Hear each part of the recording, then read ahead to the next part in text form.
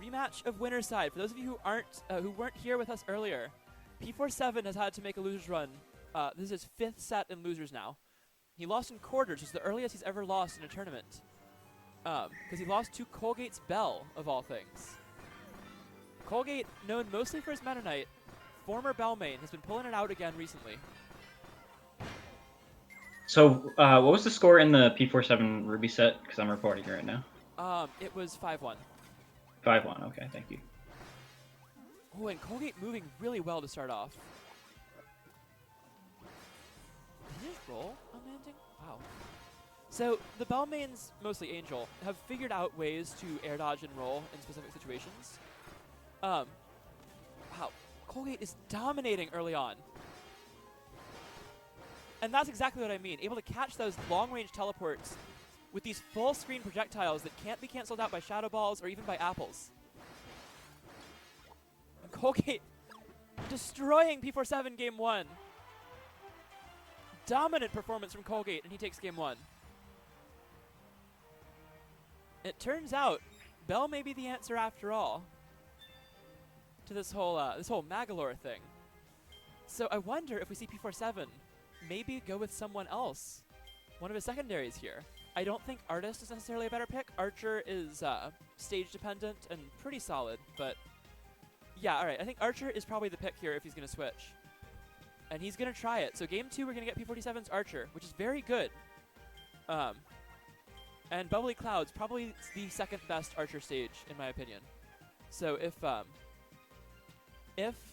Jam Bastion was banned, I think this is as good as it gets for Archer. And also, I think Jam Bastion's insanely good for Bell, too, so it won't even be that much better for Archer there. Okay, so game 2, Colgate and P47. Colgate takes game 1 comfortably with Bell. Yeah, Colgate kind of just stood in the middle and, like, caught everything from, like, either side. Yeah.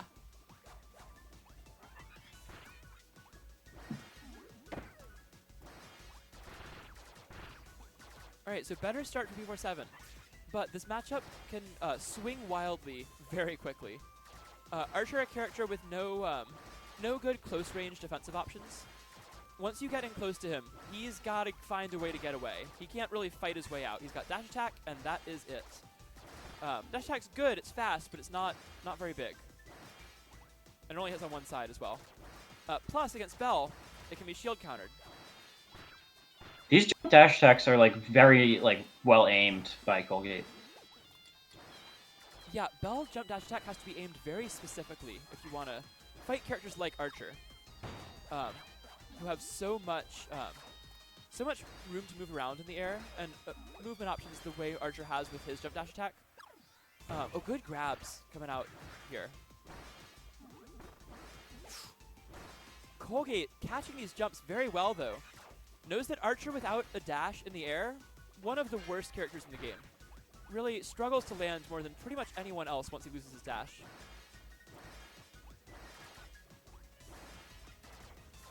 One more hit will do it, and the jump dash attack will just barely sneak in there. And Colgate drops the game as P47 pulls out the Archer to take it. Now, I can't help but wonder... Counterpick war time.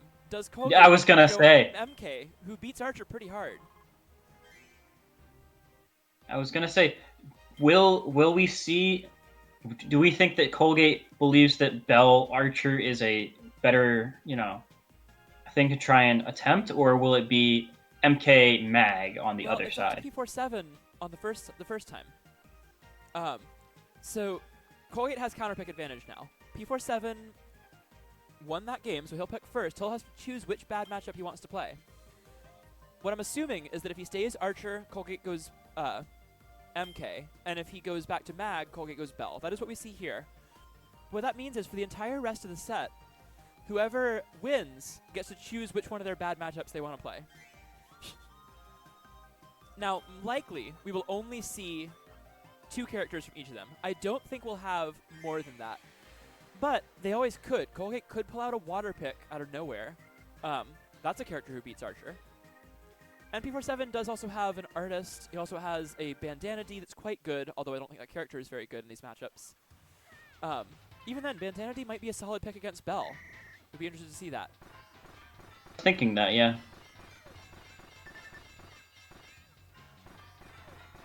So we are on factory tour for game 3. That probably means the bans were Springy and Butter Building. Ooh, big apple to start off for P47. Oof. Oh, great power shield though.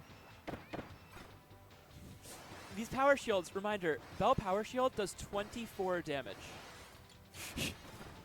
No matter what you power shield, it does 24 damage. No, Musico, I think water destroys Archer.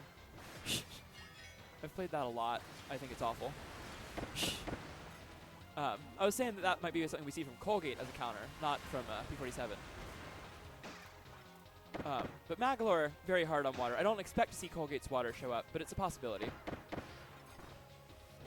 Yeah, I don't think if Justin is unable to beat Mag with water, then those I are don't. those are the invincibility frames against grab from Bell Shields. Exist. Able to flash shield through that for whatever reason. No one should be able to shield in order to avoid a grab. All right, I say as I play Bowser in Smash.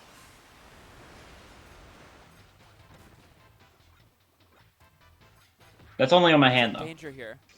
Yeah, that's going to be it. Oh, he got hit by the apple hitbox. Okay, yeah, it's going to work anyway for P47. Yeah, Musico, I think Archer gets absolutely destroyed by water. I think that they just have to hold forward all the time. When your shield is broken, do you come back with a full shield? Yes. Okay. I think Colgate could have shielded and like come down on the spike and then hit P47. Yeah. Bell Shield has iframes against grab, frame 1 to 15, I believe it is, which is very generous.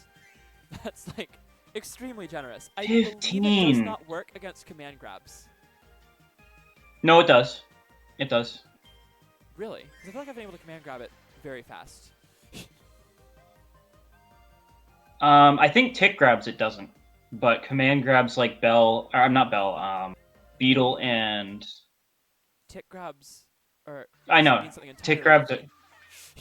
A tick throw is a setup where you hit someone's block and then you grab them. So like, if I dive kick into command grab on someone, that's a tick throw. Oh. I see. I don't know, because the grabs, like the frame 1 grabs, all the ones those are like next to it, I think those all work on it. Yeah. But like I've gone through it with Wrestler. Interesting. Like, okay. So it's possible Wrestler command grabs are different. Because Beetle can definitely grab with the dash grab, but I don't know about, like, Beetle's grab lasts a long time, so I'm not sure if it's just like right too long. Because I think that's it. And it's very easy for Beetle, in my opinion. But I think it's the amount of time that it lasts, because Wrestlers, even though it lasts a while, it goes through it and then it's like no longer on it. And then it's then it's past you. The counterplay, if you don't have either, is to grab them when it runs out. And if they're flashing shields, the counterplay is good luck. I honestly don't know. Yeah, Bell flashing shield against like non-command grab characters is actually like unfair. To me. Yeah. The counterplay is if you have a projectile, you use it. And if not, you can hit them while they're between the shield flashing and not. But that's very risky and essentially random at a certain point. Oh, so interesting thing we see there. Bell Jab 1 does not combo into Jab 2. But if you do get a Jab 2, it combos into a couple more hits of it, guaranteed.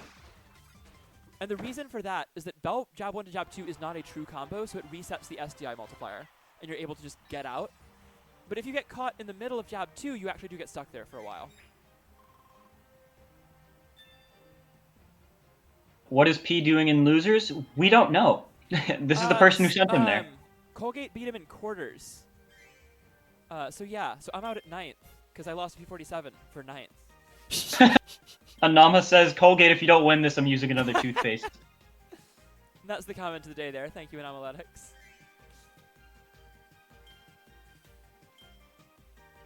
Alright, back to Factory.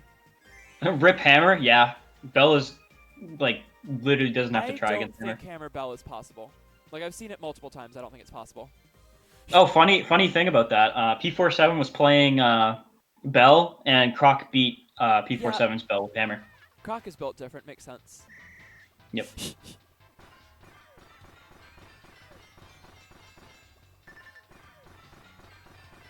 I find it funny that Bell can just keep smacking the streamer.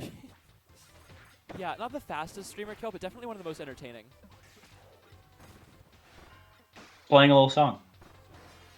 Yeah, it actually goes up a scale when you jab people repeatedly, which is very cute. I love it. Bell is aesthetically one of my favorite characters. Design-wise, they're something, but Questionable. aesthetically, they're very, very cool. Oh my god, that power shield Colgate did a lot. is running over P47 in Game 5. If he can get in range for one shield or jab or anything, yep, there it is. Yeah, and Colgate's used the roll like twice now, I think. No, I said what I said. Favorite characters. The different copy abilities are different characters in this game. That's how this game works. Absolutely. So that's how it works in this now, stream. This is your stream. 3-2. P47 on top, but Colgate has shown he can hang with him. And obviously got the win earlier on today with a 3-1 victory in what is already sure to be one of the biggest upsets of the season. Here on So day 1. wild that like Bell's just like kind of vibing right next to Mag. Didn't ban Gardens. I wonder if Colgate has a plan for this. My guess is Most yes. of the time, Colgate's when someone leaves Gardens open against P47, they lose a game. Just guaranteed. The only exceptions generally are the Mag Ditto. The Mag Ditto often it can go either way. And also Nuggets, of course, because he's incredibly good on the stage as well.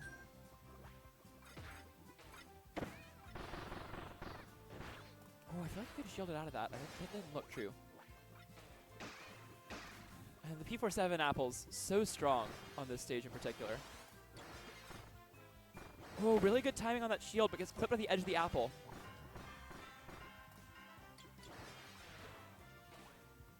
Alright, so this one's close. Oh, big apple again. can't be eating those. Yeah, those don't taste good. I know they look so tasty, but those aren't tasty. They will kill you. Well, I think he got the flash iframes to the first one, but no iframes necessary on the second one. P47 just whiffed the grab. Oh, and a rare miss on the apple. Not going to end just yet, though. Oh, the apple sneaks under the platform. It's honestly a better spot for it. I don't think know, Bell's once trying to it's go up. charged, it is incredibly hard to deal with on the platform. Yeah, that's going to do it. Not being able to roll is incredibly hard in that matchup, in that situation. Most of the time, it doesn't really matter much that you can't roll, but in that stage, it looks awful. Because then you got to short hop into an apple. Yeah. And you can't air dodge. You could go back in a shield, but you can't air dodge. What do? You have to exist in apple's range.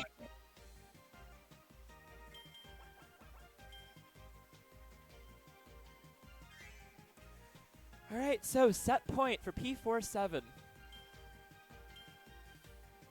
If P47 wins this tournament, I might just cry. This would be an all-time loser's run in the short life of this game so far. P47 dropping so early to Colgate, and now one game away from reaching Grands, where he'll have to beat Nuggets twice in a row. This is like the Leo Frostbite run. Yeah.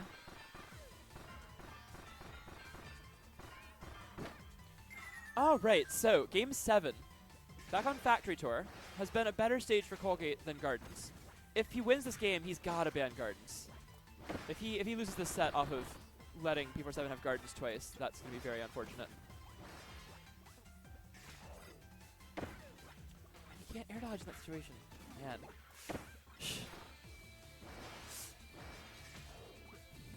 It's so weird how fundamentally different Bell acts from everyone else.